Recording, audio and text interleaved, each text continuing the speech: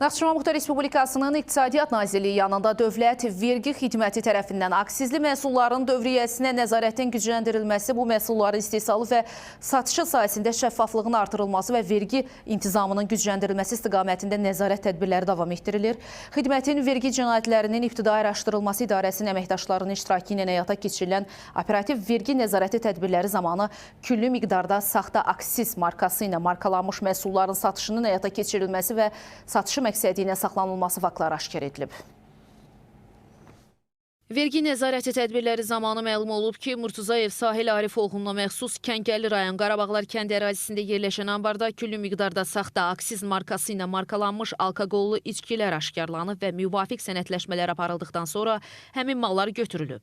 Hazırda faktla bağlı Dövlət Vergi Xidməti tərəfindən araşdırmalar aparılıb. Dövlət Vergi Xidməti bütün sahibkarlıq subyektlərini vergi və digər qanunvericiliklə müəyyən edilmiş tələblərə ciddi riayət etməyə çağırır.